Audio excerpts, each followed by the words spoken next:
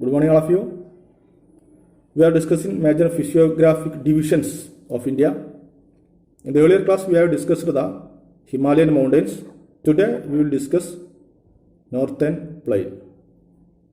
As the name suggests, Northern Plain is located in the northern part of India. Northern Plain has been formed due to the interplay of three major river systems. They are Ganga, Brahmaputra and Indus. So, Northern Plain has been formed due to the interplay of three major river systems.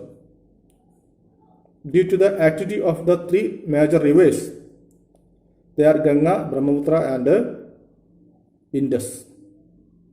These three rivers system or rivers bring the sediments from the Himalayan regions.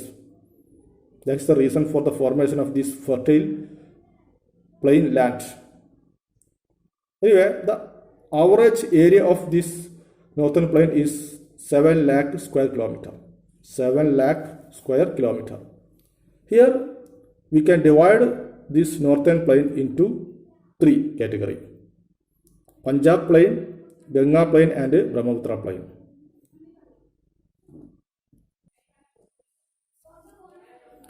Now we will discuss Punjab plain. Punjab plain is located in the western part of the northern plain. Punjab is actually located in the western part of the northern plain. This plain formed by the Indus river and its tributaries. Tributaries are the Jhelum, Chenab, Ravi, Beas and Satluj. So this plain, the Punjab plain, has been formed by the Indus and its tributaries. What are the tributaries? Small streams, which is the source of the water to big river. These source small rivers or source rivers are called the tributaries. So this Punjab plain has been formed due to the investments of the Indus river and its tributaries. Tributaries are Chenab, Ravi, Beas, Satluj, etc. Okay, the next part of the northern plain is the Ganga plain. Now, Ganga plain.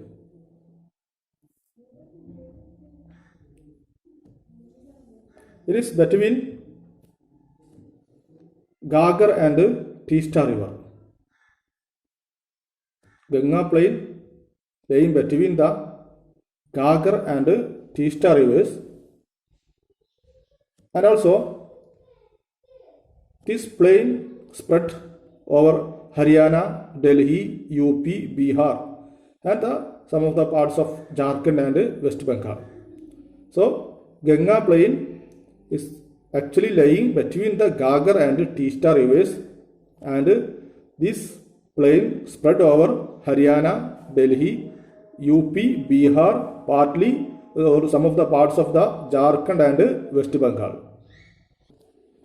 Third one is the Brahmaputra plain. Brahmaputra plain completely lying in Assam. Here we can classify the northern plain according to the variation in the elevation points, or according to the height and the variation of the other elevation points. We can divide the northern plain into four regions. They are: first, Babar. Babar is the place, means the most northern part of the northern plain. Means this is the plain just after the Himalayan region. The river, after descending from the mountains, it deposited the pebbles. Pebbles means small gravels or the small rock pieces. And actually, this Babar is lying parallel to the Himalayan area from 8 to 16 kilometer in width. I will tell you. Look at here.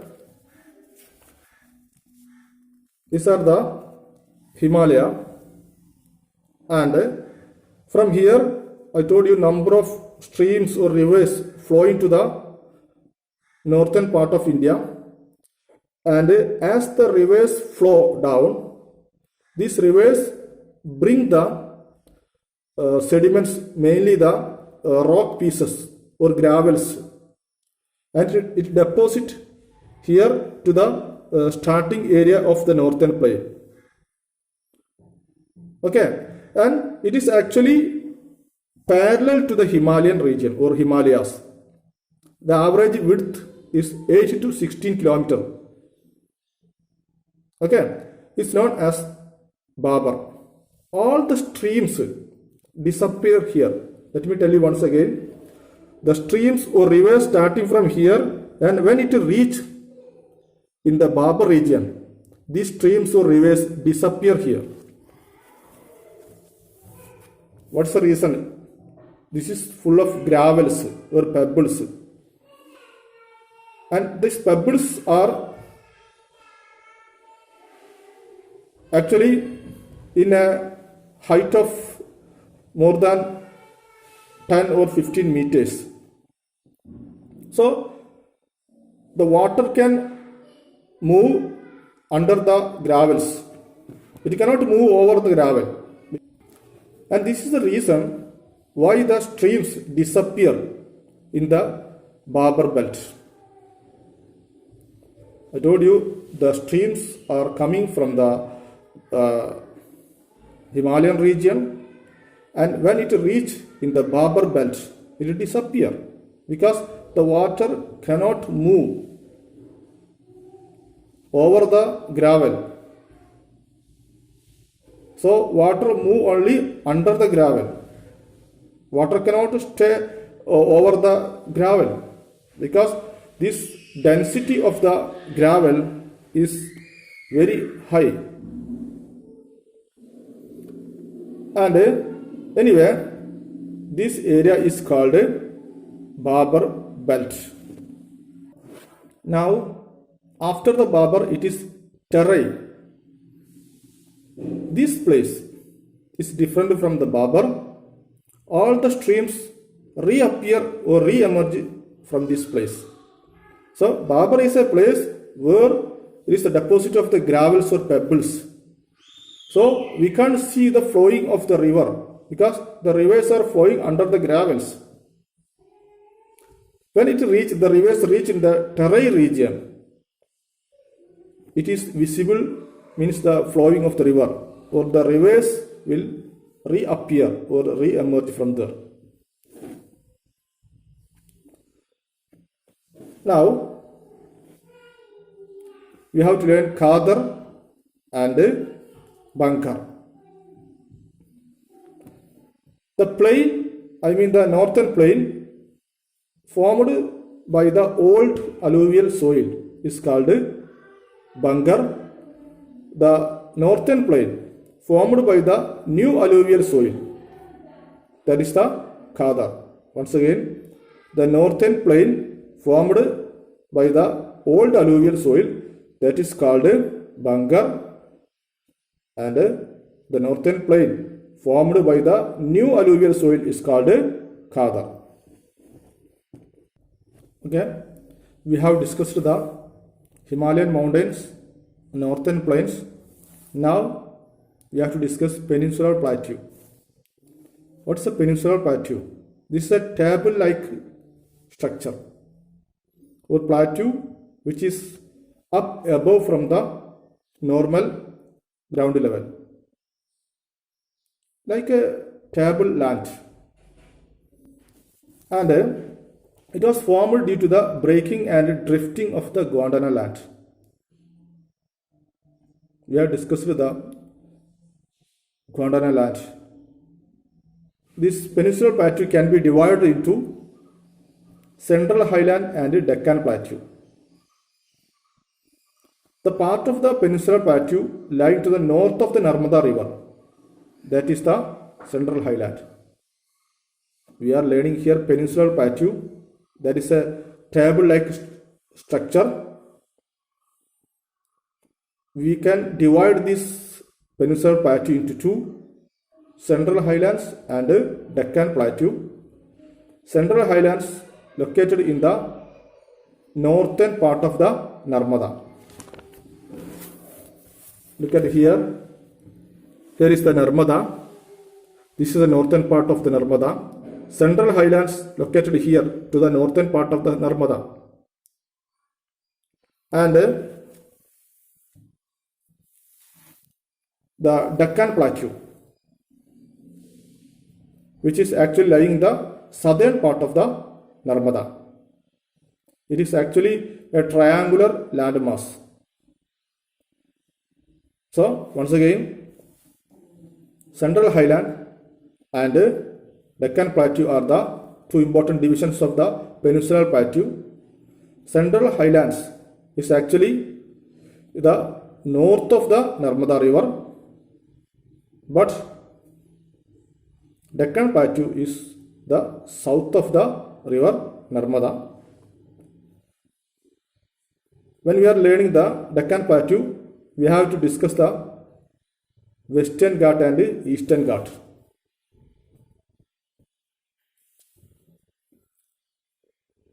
There are western and eastern edges of the Deccan Plateau.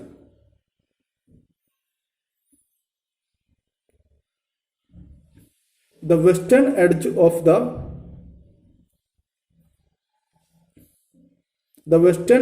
the Deccan Plateau is called Western Ghat.